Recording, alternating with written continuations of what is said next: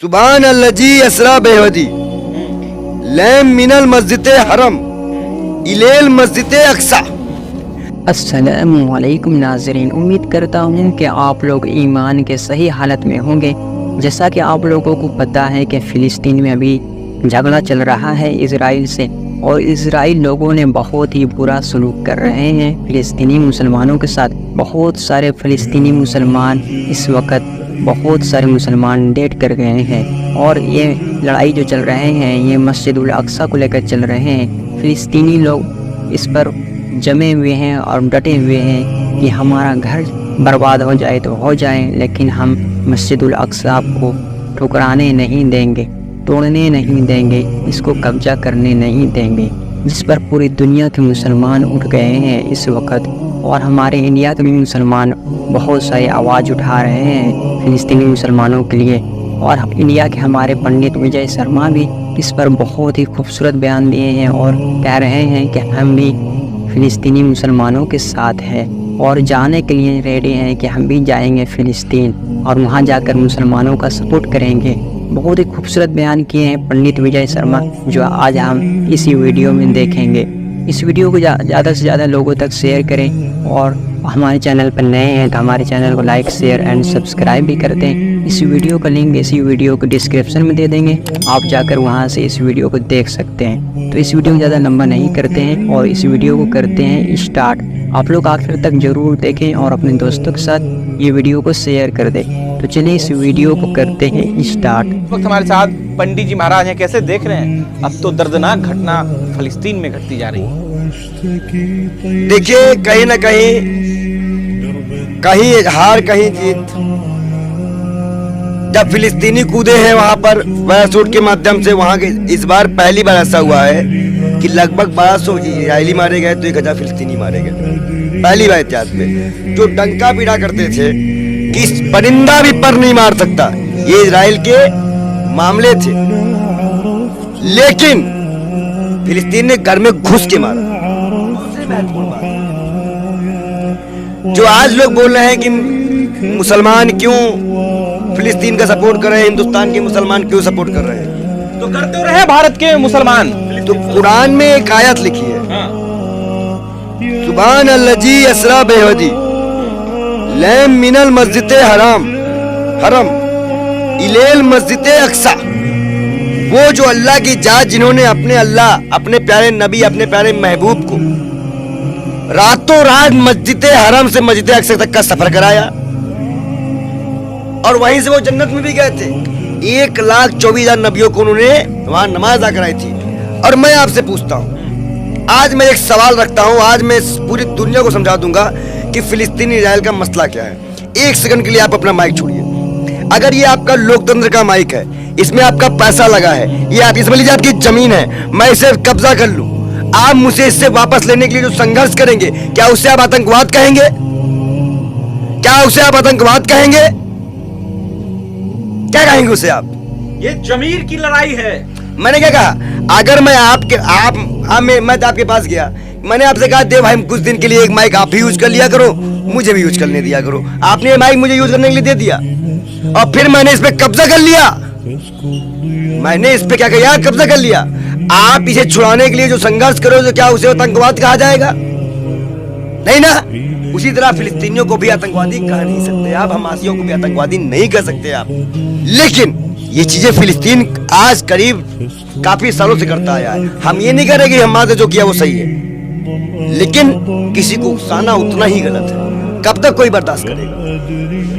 आपका यूएन की रिपोर्ट है, यूएन की रिपोर्ट है, 2.5 लाख से ज्यादा फिलिस्तीनियों को अब तक मार चुका है इजराइल इन 6-7 सालों में। क्या समझ रहे हैं आप?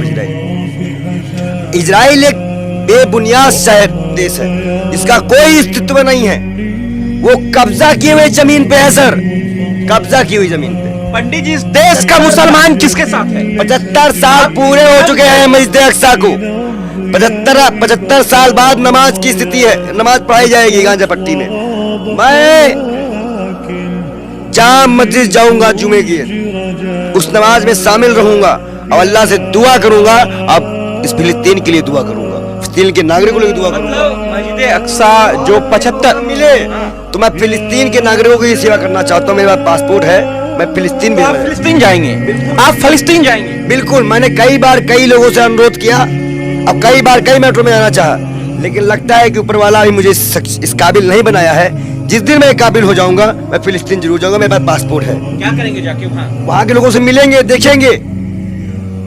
ऐसे लोगों को मिलना चाहिए जिन्होंने अपने वतन के लिए, अपने मुल्क के लिए अब तक वो लड़ रहे हैं, संघर्ष कर रहे हैं। इजराइल के निशाने पर होंगे आप। मतलब इजराइल इतना भी अब गिर गया है कि अब वो सबको मानना शुरू कर तो दिया। आप वहाँ सेवा करने जाएंगे बिल्कुल। इमामों का?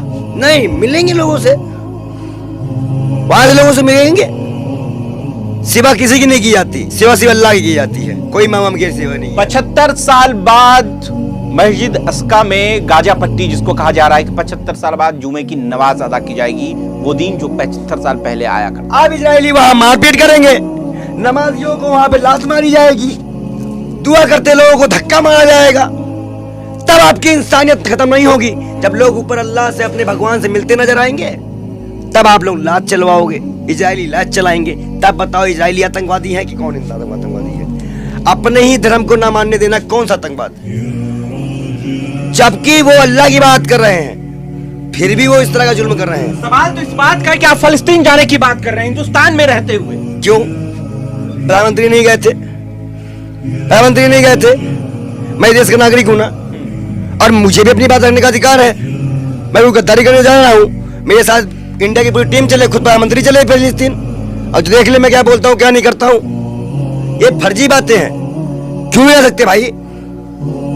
हम पासपोर्ट दिखाकर क्या कहना चाहते हैं फिलिस्तीन के लोगों को? क्या मैसेज देना चाहते हैं कि हिंदुस्तान की चिंता आपको नहीं है, आप सीधा जो है फलस्तीन की बात कर रहे हैं? हमको मणिपुर की भी चिंता है, प्रधानमंत्री को नहीं है। 18 से 20 घंटे बोलने वाले, वहां के प्रधानमंत्री को फोन करने वाले मणिपुर पे नहीं बोलते। हमने मणिपुर पे संघर्ष किया। हम कह तो रहे हैं कि जो लोग कह रहे हैं कि हमें इजराइल भेजो, हमें फिलिस्तीन के खिलाफ युद्ध लड़ना है, वो पहले मणिपुर जाए, अगर मर्द है तो। वो प्रधानमंत्री से अनुरोध करके मेरे मणिपुर भेजे। आपने तो बता दिया ना कि हम असली मर्द, हमको फलस्तीन भेजो। मैंने क्या कहा? आप अगर ये लोग कहते हैं, ये उस पे है जो कहते हैं मुझे इजराइल भेजो, हमें युद्ध करना है फिलिस्तीन के खिलाफ, तो हमें फिलिस्तीन भेजो, हमें इजराइल की, हमें फिलिस्तीन की तरफ से लड़ाई लड़ेंगे। आप लड़ेंगे फिलिस्तीन की तरफ से? बिल्कुल लड़ेंगे, इजराइल के खिलाफ बिल्कुल लड़ेंगे। देश इजराइल के साथ है पंडित जी। मैं आपको बता दूं, फिर आप बताइए, कोई भी अपनी मिट्टी, अपनी जमीन की लड़ाई लड़ेगा। हम भी, हमारे यहाँ भी अंग्रेजों ने कब्जा किया था, भूलिए मत। हमारे यहाँ हमने भी छुड़वाया है, हमें वो दर्द पता है। आपको कोई अगर रोहिंग्या मुसलमान इस देश में कब्जा कर ले और हम छुड़वाएंगे तो क्या हम आतंकवादी हो जाएंगे? क्या बात करते हो भाई? किसी देश से दूसरे देश से आ गए हो, हिटलर ने भगाया। मैं प्रधानमंत्री के खिलाफ नहीं हूँ। प्रधानमंत्री ने जो स्टेटमेंट दिया, सारे प्रधानमंत्रियों को छोड़ दिया। भारत की नीति हमेशा शांति प्रिय रही है, उग्र नहीं है। अगर आप उग्रता प्रदर्शन करेंगे, आप इजराइल के जुल्मों को नजरअंदाज करेंगे, तो इस देश की जनता जो विरोध कर रही है, और ये 40 करोड़ मुसलमानों की आस्था का सवाल है। लेकिन सवाल तो इस बात का है ना, ये ताबूत सकीना की बात चल रही है कि अल-अक्सा मस्जिद में जो है ताबूत सकीना का मामला है, वो वजह से वो नहीं है, वो गायब हो चुका है, नबी के पास है, और नबी ही उसको जानते हैं। क्योंकि आखिरी उम्मत, पूरे उम्मत के आखिरी नबी जो हैं, आखिरी जो नबी हैं, जो अल्लाह के प्यारे महबूब हैं, प्यारे हैं, वो हज़रत मोहम्मद साहब हैं। सवाल ये है और सबसे बड़ी बात आज मैं जो आपको बताने जा रहा हूँ, उसको फिर इजरायली को सुन के ये कलेजा इजरायलियों का थमने वाला है। हुआ क्या था कि तौरेत में लिखा है कि अल्लाह एक और नबी भेजेगा। तौरेत के बाद कुरान आई। कुरान में क्या हुआ? तो तौरेत में उनका, इजरायलियों का मानना है कि जो नबी अब अंतिम आएगा वो मेरे उम्मत में आएगा, मतलब यहूदी कौम में आएगा।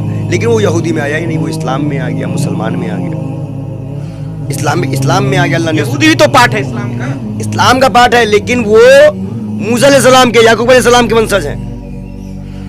और ये हमारे ये लास्ट पैगंबर है, पूरे उम्मत के हैं, और वो नबी हो गए हमारे अल्लाह पाक के प्यारे नबी हज़रत मोहम्मद साहब। तो इनको ये चिढ़ा है, ये नहीं मानते कि अब कोई और नबी आएगा, तो ये चाहते कि कोई, ये इसलिए लड़ रहे हैं कि ये जिद अपनी पूरी कर रहे हैं, कोई और नबी मेरे में आएगा और मैं इस जंग को लड़ के मुसलमानों को खत्म कर दूंगा। नहीं, मुझे सवाल बताइए, तमाम मुसलमान कह रहे हैं कि ताबूते सकीना जो है वो इजराइल के हाथ लग गया है, इसलिए अब पूरे कायनात पे जो है धीरे धीरे यहूदियों का कब्जा होने लगा है। इसलिए देखिए जिस तरीके से फलस्तीन को उसने जो है पूरी तरीके से बर्बाद कर दिया गया, इस बात का सवाल है। अभी इजराइल बर्बाद हो रहा है, 11 से 21 दिन रुके, इजराइल खत्म हो जाएगा नक्शे से। अभी आप पूरी तरह देखे नहीं है, जो मीडिया बता रही है, जो बता रहा है देश से, वो बता रहा है आपको। आप चिंता मत करिए, 21 दिन में इजराइल खत्म। इजराइल, अगर इजराइल इसी तरह टूटा रहेगा और कहीं ना कहीं जिस तरह विश्व युद्ध के आसार है और कब दो पार्ट हो गया तो इजराइल भी खत्म हो जाएगा। लेकिन ताबूते सकीना तो इजराइल के पास है ना। वो बक्सा किसी के पास नहीं है, अगर बक्सा होता तो ये रोते ना। इनके पास कुछ नहीं है, ये वो बक्सा आप नहीं समझ पा रहे हैं। किसी भी सोशल एक्टिविस्ट, किसी भी एक अच्छे मनोरंजन की हम बात नहीं करते, लेकिन आम मुसलमान को भी इसके बारे में नॉलेज नहीं है। एक आम मुसलमान को भी इसके बारे में नॉलेज नहीं है इस मैटर पे। आप जंग के आगाज क्यों करें, क्यों जाएंगे आप फलस्तीन, क्यों आप लड़ेंगे इजराइल के खिलाफ? हम जंग के लिए नहीं जा रहे हैं, अमन के लिए जा रहे हैं। हमारा भारत अमन के लिए जाता है। अमन के लिए तो कहा जा रहा है कि नरेंद्र मोदी एक फोन कर देंगे तो दोनों देश रुक जाएंगे। कौन? मणिपुर को फोन कब करेंगे? बोलो मणिपुर पे कब फोन करवा रहे हो? बेशर्मी मत किया करो। देखो इस तरह के व्यंग वाले, मजाक वाले काम, जब कत्ल हो रहा हो, लोग मर रहे हो। यूक्रेन और रशिया का रूस में देखे आपने क्या हुआ था? तो वहाँ अगर अस्तित्व की लड़ाई थी तो यहाँ भी तो अस्तित्व की लड़ाई है। बेवकूफो, मोदी जी तो रोके थे। मोदी जी नहीं रोके थे। मोदी जी वहाँ पे सिर्फ जो है आके हंसी मजाक किए थे। मोदी जी नहीं रोके थे, कोई नहीं रोका था उनको। मोदी जी सिर्फ मजाक करते हैं। मुझे एक बात समझ में नहीं आ रहा, चुनावी स्टंट है ये, चुनावी स्टंट है। हाँ। और चुनावी स्टंट में इस तरह की बातें नहीं करनी चाहिए। ये चुनावी है और ये विदेश नीति नहीं है, चुनावी स्टंट है। ये तो तालिबान भी जा रहे हैं, अफगानिस्तान भी जा रहे हैं प्रधानमंत्री के समर्थन में। तालिबान को तो बोलते थे कि तालिबान आतंकवादी हैं, प्रधानमंत्री चाय पी के नहीं आए तालिबान के साथ। लेकिन अभी तो फलस्तीन की तरफ से जा रहे हैं ना। बिल्कुल जाएंगे, आप भी जा रहे हैं, हम भी जाएंगे। तो क्या आप तालिबानी हैं? तो ये बताइए, मैं आपसे पूछता हूँ, एक सीधा सवाल दीजिए, एक छोटा सा सवाल दीजिएगा। क्या इस वक्त जो भारत जो है शांति प्रिय देश था, क्या वो किसी की जमीन कब्जा करवाने में किसी का साथ देगा? बोलिए, देगा? तो हम इजराइल के साथ क्यों देंगे? प्रधानमंत्री ने वादा किया, हमने नहीं दिया। मैं बार बार कह रहा हूं, अगर आप किसी की जमीन में कब्जा करोगे, किसी को सताओगे, तो आदमी तो नहीं। आप पासपोर्ट दिखा रहे हैं दर्शकों को। देखिए दर्शक, मैं आप सीधी बात आपसे कर रहा हूं, क्योंकि इस वक्त हमारे साथ पंडित बाल योगी जी महाराज हैं, वो लगातार पासपोर्ट दिखा रहे हैं और इसी पासपोर्ट के जरिए जो है अब इसके बाद वीजा आएगा, उसके बाद जो है प्रोसेस होने के बाद जब वीजा आएगा तो वो आप फलस्तीन का रुख इख्तियार करेंगे। जाहिर तौर पर अभी एयर इंडिया ने जारी किया है कि हम तमाम जो जहाज है उसको रोकने का काम किया, क्योंकि वहां पर युद्ध के आसार हैं, युद्ध हो भी रहे हैं, क्योंकि जिस तरीके से फलस्तीन और इजराइल का मसला पूरे देश के सामने है। आप क्यों जाना चाहते हैं मुझे इस बात का, क्योंकि पूरा मुसलमान, आप तो मुसलमान नहीं है ना, आप तो हिंदू हैं। कि जहां भी अमन शांति की बात आएगी, हम संत हैं, वहां पे हम जाएंगे। अगर राम मंदिर की बात आएगी, हम सर कटाते हैं, अपनी मंदिरों के लिए सर कटाते हैं, तो हम मस्जिदों के लिए भी सर कटाएंगे। हम राम और मस्जिद अल-अक्सा के लिए सर कटाएंगे। बिल्कुल, हम मंदिर मस्जिद को, एक बार इस बात को फिर से बोलिए। मैं मस्जिद और मंदिर को अलग नहीं मानता हूँ। जिसके साथ जुल्म होगा मैं उसके साथ हूँ, और जो जुल्मी होगा मैं उसके खिलाफ हूँ। आप अल-अक्सा के लिए सर कटाएंगे? अगर मैं मंदिरों के लिए भी सर कटाऊंगा, अपना सर कटा सकता हूँ, तो मैं मस्जिद के लिए सर कटा सकता हूँ। लेकिन यहाँ नॉर्मल मस्जिद की बात नहीं है, ये दुनिया की सबसे जानी मानी मस्जिद अल-अक्सा की बात। जानी मानी मस्जिद नहीं, बहुत ही ज्यादा अल्लाह की नबी ने 1,24,000 पैगंबरों को बुला के वहाँ नमाज अदा कराई थी। सब कुछ वहाँ से वो जन्नत गए थे। बहुत वाक्या है, जितना बोलिए उतना कम है। जिस तरह से इजराइल ने कहा कि हम आगाज किए हैं जंग का अंजाम हम पहुंचाएंगे, तो सच में उसके अंत का अंजाम आ चुका है। अंजाम ये होगा उसका अंत। इजराइल नक्शे पे नहीं दिखेगा। कसम है मुझे, भारत माँ की कसम है, हमें हमारे राम की कसम है, हमें अल्लाह पाक की, अब कसम है अल्लाह के प्यारे नबी, प्यारे महबूब की, कि उनके उम्मती जो 72 में करबला के मैदान में हावी पड़ गए थे ना, ये थोड़े ही फिलिस्तीनी इजराइलियों को निस्ते नाबूद कर सकते हैं। 100 फिलिस्तीनी ही पूरे इजराइल को खत्म कर सकते, इतना कसम उनके पास है। 100 इजराइल, 100 फिलिस्तीन, पूरा इजराइल को खत्म कर देंगे। जज्बा उनके अंदर लड़ने का है। वो यहाँ के मुसलमान का टिकटॉक में मुजरा नहीं गा रहे हैं, नौटंकी नहीं करते, नाच गाना नहीं करते। वो सच में अपने इस चीज को मानते हैं, फॉलो करते हैं। सवाल है, जो हमास नहीं कर सका वो फिलिस्तीनी कैसे कर सकेंगे? मिलके करेंगे और भी साथ देंगे। इस्लामिक कंट्री भी कहा, कल टर्की ने बैठक की है, टर्की ने बैठक की है, और भी लोग साथ जा रहे हैं। देखिएगा, आप एक चीज देखिएगा, इस्लामिक कंट्रियां एक होकर इस्लामिक कंट्रियां एक होकर पूरे विश्व में मिलकर इनको हराएंगी।